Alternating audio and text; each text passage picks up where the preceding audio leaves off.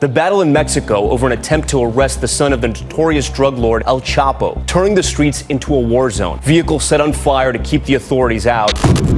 This is the deadly and chaotic gun battle erupting in the Mexican city of Culiacán. A heavily armed drug cartel ambushed the military and police, spraying them with bullets. This journalist filming as deafening gunfire rings out around him. In 30 minutes, 700 gunmen turned a city of 1 million people into a war zone. Families hiding in bathrooms, armored vehicles racing past their windows, machine gun fire echoing through neighborhoods. But here's the insane part. They weren't conquering anything. They were trying to save one man. His name is Ovidio Guzmán, and Ovidio is 29 years old, living in Culiacán, Mexico. And Ovidio just so happens to be the son of the most notorious drug lord in history, El Chapo. So, it's October 17th, 2019, and this isn't a routine patrol at all. Mexican security forces had received U.S. intelligence that both Ovidio and his brother Ivan were in Culiacán. The Americans wanted these guys bad. They're the leaders of the most dangerous fentanyl trafficking operation in the world. The plan was to hit 2 different houses simultaneously in the Tres Rios neighborhood. At 3:15 p.m., 35 soldiers and National Guard members stormed the first house and capture Ovidio. At the same time, another team hits the second location where they believe Ivan is hiding. But here's where everything goes wrong. Ivan escapes. Some reports say he used a tunnel, others say he just slipped away in the chaos. Either way, within minutes of his escape, Ivan is on the phone mobilizing the entire cartel network. Now, to understand why what happens next is so insane, you gotta know about this family. El Chapo wasn't just any drug lord. This guy built a $3 billion empire and became legendary for his prison escapes.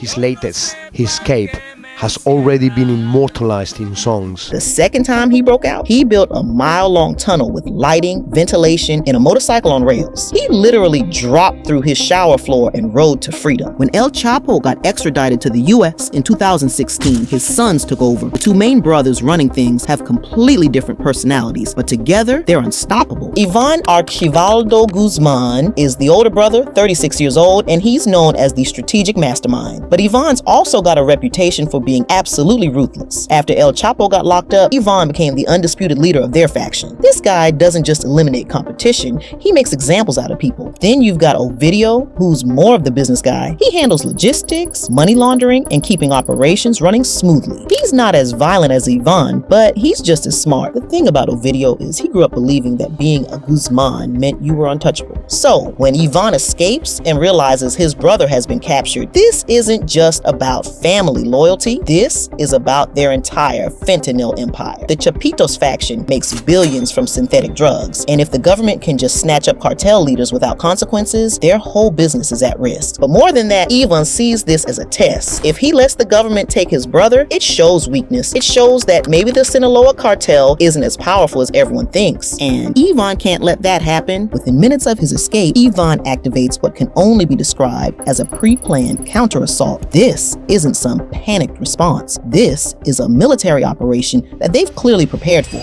Cartel gunmen start pulling weapons from hidden stashes across the city. They're setting up roadblocks with burning vehicles, and at exactly 32 minutes after Ovidio's arrest, coordinated attacks begin simultaneously throughout Culiacán. Burning trucks block every major street. Gunmen with 50 caliber machine guns take over rooftops. Armored vehicles that look like tanks roll through neighborhoods. In less than an hour, 1 million people go from living their normal lives to being trapped in urban warfare. But this isn't random violence. Ivan is orchestrating a strategic siege. The cartel gunmen are targeting government buildings, military bases, and the airport. They've got rocket-propelled grenades, those narco tanks, armored trucks that are basically homemade military vehicles, and 700 fighters who are willing to die before they let Ovidio stay in custody. And the government forces holding Ovidio, they've got maybe 35 soldiers facing this army. They're completely surrounded and outgunned. Military commanders start calling for backup, but those roadblocks aren't just for show. Reinforcements can't get through. Ivan has cut off the city, trapping government forces while preventing any help from arriving. By 4 p.m., the situation is completely out of control. Firefights rage across multiple neighborhoods. The airport shuts down, power stations get hit. Social media fills with videos of armored vehicles racing past schools and hospitals. The soldiers holding Ovidio realize they're facing annihilation. They try something desperate. They force Ovidio to call his brother brother and beg him to stop the attacks. But here's where it gets really wild. Ivan refuses. His own brother is begging him to call off the attack, and he basically says, "No, we're not stopping until you're free." This isn't just about saving Ovidio anymore. Ivan is holding the entire city hostage to prove a point. He's showing the Mexican government that if they want to target the Chapitos, they better be prepared for war. And it's working. The violence intensifies, more gunmen pour into the streets. The government forces are completely overwhelmed. That's when the phone calls start coming in to President Lopez Obrador. His commanders are telling him, "President, we've got 700 cartel gunmen holding 1 million people hostage. Our forces are surrounded, and the cartel leader won't even listen to his own brother's pleas to stop." Lopez Obrador is facing an impossible choice. Send in the full military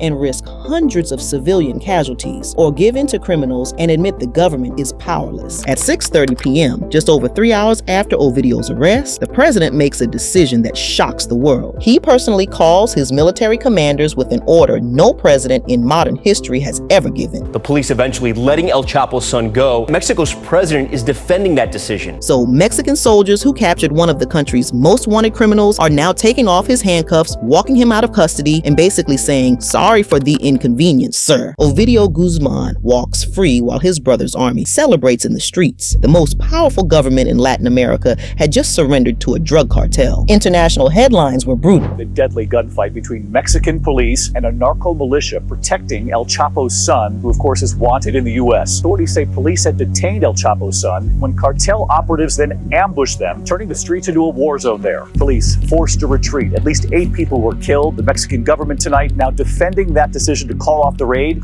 saying they did so to save lives. It was the most embarrassing moment in modern Mexican political history. But here's the crazy part. It worked. As soon as Ovidio was released, Ivan called off his forces. Roadblocks came down, gunfire stopped, and within hours, Culiacán returned to normal. For Ivan, this was a complete victory. He'd proven the Chapitos were untouchable and created a playbook for defeating governments through overwhelming force. 30 people died, dozens of vehicles burned, and 1 million people were traumatized. But the biggest casualty was the Mexican government's credibility. Ovidio went right back to running cartel operations like nothing happened until January 2023, when Mexican forces recaptured him with overwhelming force and extradited him to the U.S. But here's the twist. Ovidio is now cooperating with U.S. authorities. He's basically become an informant, giving up cartel secrets for a lighter sentence. Ovidio Guzmán Lopez, the son of Mexico's infamous El Chapo Guzman, has officially accepted a plea deal with U.S. attorney prosecutors. He didn't want to spend his life in prison like his dad, so 700 gunmen saved a man who would eventually betray them all. That is wild. What do you think about Ovidio becoming an informant? Smart move or ultimate betrayal? Let me know in the comments and subscribe for more.